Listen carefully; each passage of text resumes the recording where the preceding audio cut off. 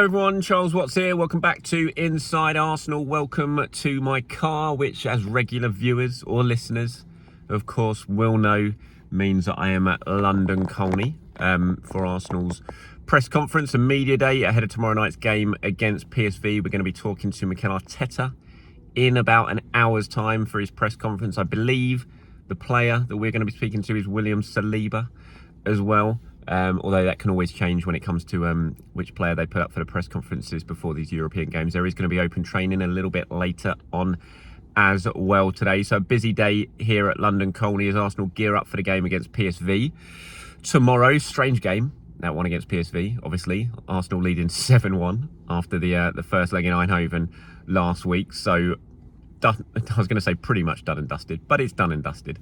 I don't think even Arsenal can mess up this one, so they will be going through to the quarterfinals. Interesting to see what Mikel says in a little bit here about how he's going to approach that game. I'm sure he'll go pretty strong, to be honest. I know we're all expecting quite a lot of changes, but I still think this is Mikel Arteta. He tends to go pretty strong when we're all expecting changes. I think that'll probably be the case once again. So we'll hear what he's got to say on that, see if there's any updates from him on Andrea Berta, Arsenal's sporting director, new sporting director, who are expecting to be confirmed maybe even this week in his new role.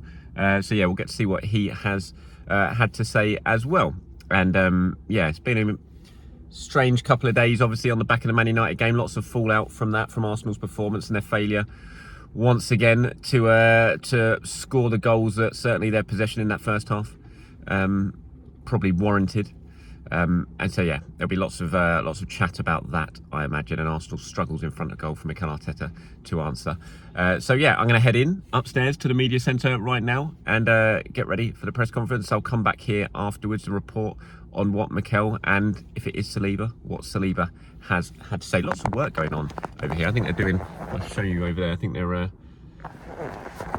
doing some work on the Saliba Realty Training Centre sign here, so it's pretty loud out there. But anyway, yeah, heading upstairs now, and I will report back very, very soon. Thank you. Bye-bye.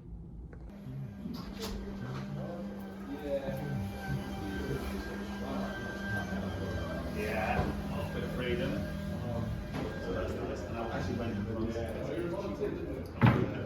All good for me. Table, please. Yep. Table, testing, hello, 1, 2, 3, 4, good morning, 1, 2, 3, 4, can you hear me? Hey, how are you?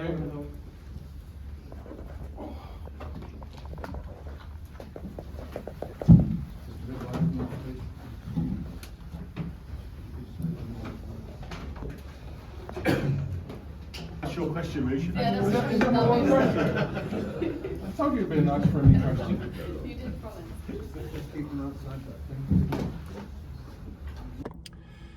Right, hello everyone. I'm back after Mikel Arteta's press conference here at London Colney and William Saliba's press conference here at London Colney. Some interesting stuff, especially from Saliba, actually, which we'll talk about a little bit later on about his contract and the potential of his signing a new one and everything like that. So we'll talk about that. But first, we'll start with Mikel. Before I get into this, my phone was very precariously propped up on my dashboard here of my car. I'm sitting in the car park here at London Colney. Haven't come out to record this. I would not be at all surprised if this falls at some point and crashes down onto the floor below me. If it does that, I'm probably just going to pick it up and put it back again. So I don't think it'll look very professional, but if it does that and I'm well into this one, I'm not going to record it again. So just put up with it. But fingers crossed, it holds. It is for now. So let's talk about what I've just listened to here at London Colney ahead of the game against PSV tomorrow. Mikel's wasn't too eventful. It was never going to be a very interesting press conference, this one, given the game and everything like that. So team news wise, this is what he had to say. He said everybody who fit, and by the way, I'm looking here, so you're not going to be you're going to see me not looking at the cameras because my laptop is also balancing fairly precariously on my car dashboard, and I've got the quotes down in front of me. So when you see me looking over here, that's because I'm reading off my my laptop. So yeah, on team news, he said everybody finished the game against Man United with no issues, so I expect the same players to be available, and Gabby Martinelli for sure will be available as well. Interesting to see if Gabriel Martinelli starts this game. Myself and a lot of the journalists out there have been sitting up in the room debating who we think might well start this game and just how many changes Mikel Arteta is going to make for that. He, again, during a lot of questions he was asked here, he sort of reiterated that this is still an important game for Arsenal. They've got to be professional and all of that. Of course, that's what they're going to say. He will make changes, but I don't think we're going to see masses and masses. I asked him about Ben White and said, is tomorrow, we haven't seen him start yet since he's come back from injury, is tomorrow a good opportunity for us to, or for you to start him and sort of ramp up those minutes as he continues to try and get back to full fitness? And he said, yes, we've had to manage him very well because he was still having some issues managing in terms of the load, and we're very cautious of that to make sure that when he comes back, he can maintain the level and that there's no more setbacks. But I think he's in a good position now to give him a start. So, I mean, from that, I'm certainly thinking that Ben White is probably going to start tomorrow's game at right back. I then asked him about Nathan Butler-Oyedeji and asked him about him and other youngsters who we've seen, in a lot of the matchday squads recently because of the injuries. They've been around, they've been in the squads. We haven't got any minutes yet, really, apart from Nathan got a few against Dynamo Zagreb. But on the whole, they've trained loads with the team. They've been very, very important behind the scenes to maintain the level of training that's needed with so many players injured. So I asked him, does tomorrow represent a good chance, maybe not from the start, but does tomorrow maybe give you a good chance to reward some of those younger players, particularly Nathan, who has sat on the bench so much and done so much behind the scenes, with some minutes? And he said, yes, we've done that once against Zagreb when we could, and it's always great because they've been, as you said, extremely helpful, and they've been bringing so much to the team squad.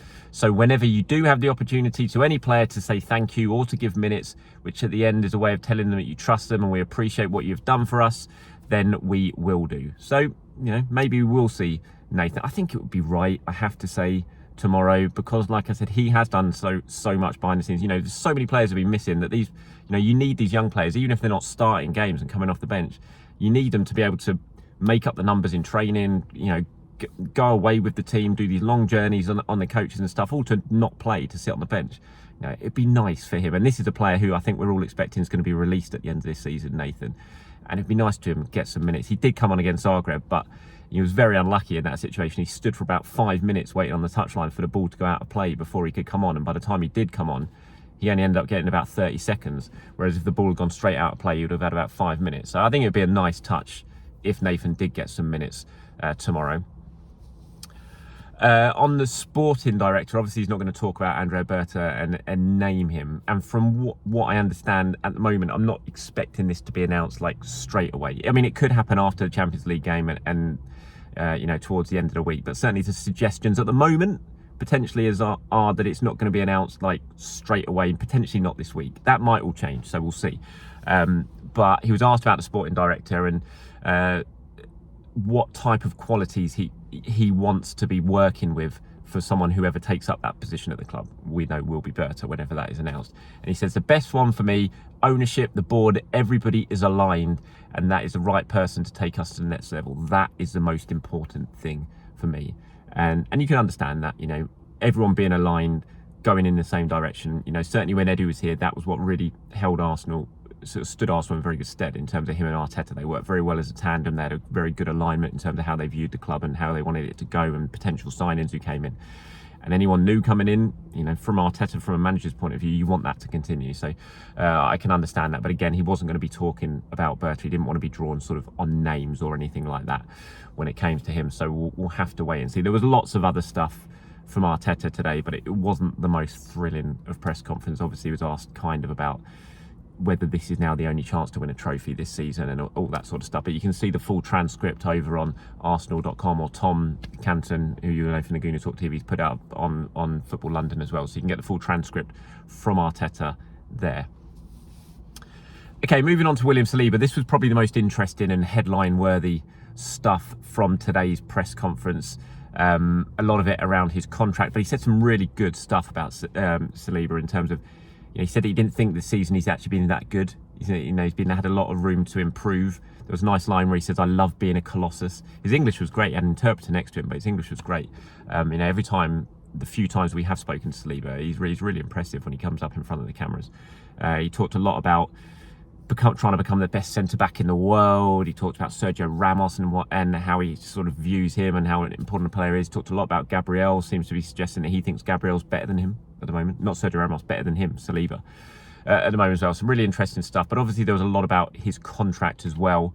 I asked him if he could clarify whether any talks have started over an extension, and he said to me, not yet, because there is some years left, so there is no rush at the minute. I'm happy here. That is it. On whether he wants to stay at Arsenal until, you know, the Premier League or the Champions League have been won, he said, of course, I want to win big things with Arsenal. If you leave this club without winning anything, the fans will forget about you. I want to win big things here.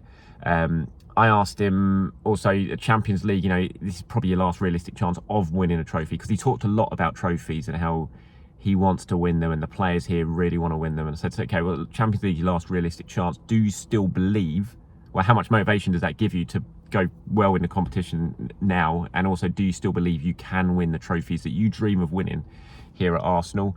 He said, yes, of course. If we don't believe, or if we don't dream to win the Champions League, there is no point to play. We are here this season with a new format. It was not easy to be qualified. Now we've won the first game against PSV. Tomorrow we've got a good chance to win a game and be qualified. After that, there is 4 games before the final. We can do it. We'll believe we can do it. We have to work and pray as well. He's asked if he still has a belief in the squad. This can be a Champions League winning squad. He said, yes, of course. We are sad that we don't win a trophy, but we have to keep believing because we are here.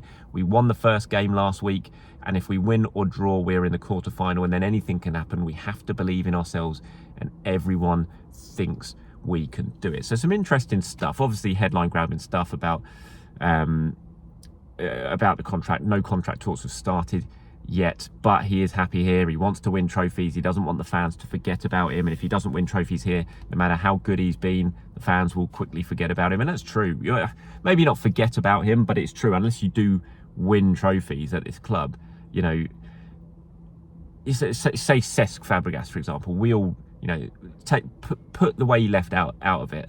You know, he didn't really win. Well, he didn't win anything with Arsenal, and as good as he was, and he was a generational talent with Arsenal, he's, you know, you think of Aaron Ramsey and Cesc Fabregas. Who was the better player? Cesc Fabregas. Who's the bigger legend at this club? Aaron Ramsey, all day long. He's won trophies. He's scored goals that have won Arsenal trophies in cup finals. And so winning trophies is how you become an absolute legend at the club. And William Saliba, he did speak about in the press conference how he's he was a fan of this club. He grew up as a fan of this club. He wants to win things, and you really get that. You see it from the celebrations. He was asked about his celebrations, and that was where his response about being a fan of the club comes from. And he desperately wants to win trophies, and fingers crossed he can. But yeah, no rush yet for a contract talks to be started. I think myself and you guys watching probably think there is a bit of a rush, because we want it done sooner rather than later, because we don't want to get into that situation where suddenly he's got 18 months, 12 months left of his contract. So again, there was more stuff from Saliba. You'll see that coming out in the media over the next day or so with the pieces that come from it, but some interesting stuff from him. Okay, obviously I'm doing things a little bit differently today. I'm not at home. I'm not on StreamYard, so I haven't got your questions that I can bring up on the slides and everything like that, but I did take down a few questions before I left home this morning to run through. And so I'm going to go through a few of them here. I've got one from Don Courts, who says, I think frustration is kicking in from Mikel when you're just on the cuff of doing something big, then a poor summer window followed by no movement in January and further collapse in the cups due to injuries. He's hit boiling point because his work is going up in smoke. It's understandable. I'm tired of saying next season again and again, but I do hope he's given attacking players for next season. Yeah, I mean, Arteta, he didn't get asked today about why he left that interview early. As he was walking out afterwards, at the end, he said, as he was walking back past the cameras, he was like, you didn't ask me about it. And he didn't, and then he was like, what would you have said if you had? And he didn't really answer, but he kind of said, well, I think it was fairly obvious. And you can tell, we spoke about it after the United game, there is frustration creeping in, but Arteta is absolutely understandable. And Mark also messaged me actually and said, here's a question for the show. Do you think Arteta could potentially leave us as the board massively let him down, especially in January? Seems that they don't back him when he was crying out for a striker, and now he's being thrown under a bus. It's tough, isn't it? Because it's like whichever way you look at it, you've got a lot of people think, well, Arteta's the reason we didn't sign anyone in January. I don't believe that. I absolutely don't believe that. You know, Arteta sat in front of every press conference I was at, in front of every TV camera, before games, after games, saying, we need players, it's clear, we're short. You know, so I'm absolutely full of belief that Arteta wanted players, and I think the ultimate decision would have come from the club we're not doing that. You know, Ollie Watkins, a player Arteta desperately did want to sign. By the end of January, he wanted to sign Ollie Watkins. You know, I don't think he says, actually, no, we're not going to do that because it might cost us £10 million extra to get that done. I think he would have absolutely done it. So I think it's a club. So in terms of your question there, Mark, do I think he could leave? No, I don't think he will leave because of it. I think he's definitely frustrated, no doubt about it. But no, I don't think he will leave. I think he'll think there's a big summer coming. He'll hope there's a big summer coming. I think with the addition of a new sporting director, Arsenal will be having a big summer. And so no, I don't think he will go. I don't think he's been thrown under a bus, really. I wouldn't go that far either.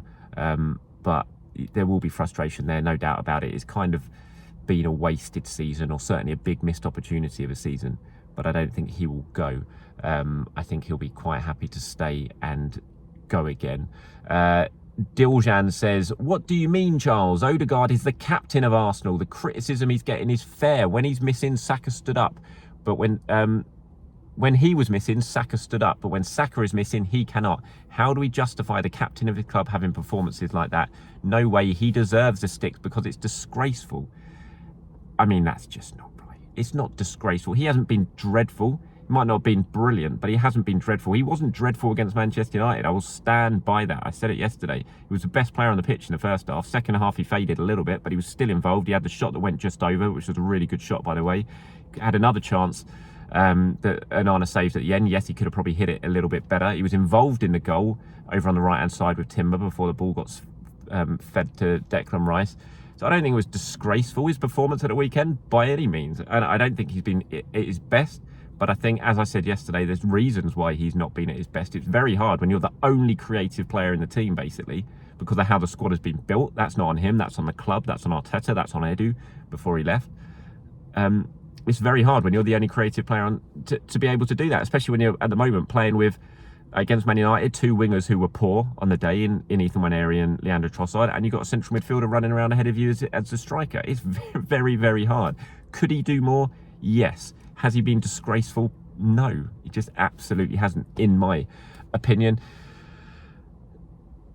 Denlad says, honestly, I don't know what people expected to happen against United. I did feel a bit more confident after the PSV game. We always seem to struggle at Old Trafford, and coupled with the fact we have no striker or even Saka, it was always going to be a tough game. The best thing we can hope for is a strong summer to address our biggest issues, lack of striker and depth in the forward positions, especially with no pace. Yeah, I agree, although I did expect a bit more against Manchester United. You know, they in the first half, they had so much of the ball that they should have taken advantage of it, because United were there for the taking in the first half. Sam Scope says, been thinking recently how Arsenal are probably one of the best out of possession pressing teams and one of the worst transition teams in the league. Feel like the players are so regimented that when we outnumber defenders on the break, when you need creativity and flow, there is none. So many times a break comes to nothing because we are so slow getting the ball forward. It feels like the team has no chemistry or flair compared to Liverpool, where every time they break, it feels like they are going to score. I mean, I agree with that. I do think Arsenal are very poor in transition. I don't think there's much pace in this team, though. I think that is a big reason for it.